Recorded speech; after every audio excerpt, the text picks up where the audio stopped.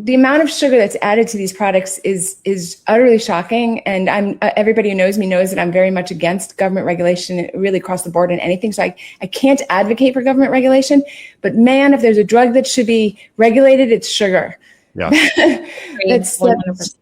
Well, yeah. I think it is also, if you don't mind me interjecting here, I think it's important for people to hear, because, you know, even just when I was in my 20s, you know, I was still in the health profession way. I was an athlete, you know, played in college and like was doing all the things I thought were right. So my diet used to look like, and I had chronic pain, chronic fatigue, mind you. So this is like, it'll paint a picture as to why. But, you know, I would drink like a Gatorade, and I would have like a protein bar, which is basically a candy bar. And then, you know, I would have like a can of Hormel chili and cereal or whatever else I could get bumming off my friends from their, you know, lunch card. And like, that was what I ate for most of my young adult life until I met my wife and she started like cooking real food. And I was like, man, like this is way better, you know? And, but it's just like, I started having I had stomach ulcers, I had chronic pain, I felt tired all the time.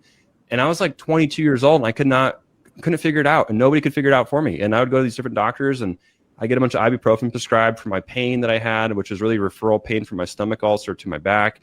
And like, nobody could figure this stuff out. And it was just like, it was my diet was like 90% of it, you know, like it was just terrible diet. So it took me a while to pull my head out of the sand and start to realize what real food can do for you and what unhealthy food can do for you. Like there's a stark contrast there. And I think for some of us, you start telling yourself this lie that like, it's just genetics. It's just like the cross I have to bear. It's just like, you know, I just have to go through this. It's just part of being in this world.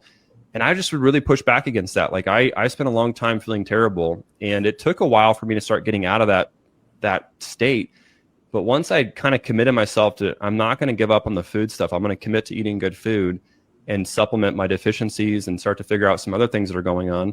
Like it wasn't too long before I started to heal and I started seeing true progress. And like now I look back on that and I feel like a different person. But like it is possible, but it's not going to happen overnight. Like you really have to have the right perspective again and the right expectations going into it. Because if you don't, you're not going to know when or how far to go before you should give up on it. Because like you may be on the right track, you maybe haven't spent enough time on that track to see the full result yet.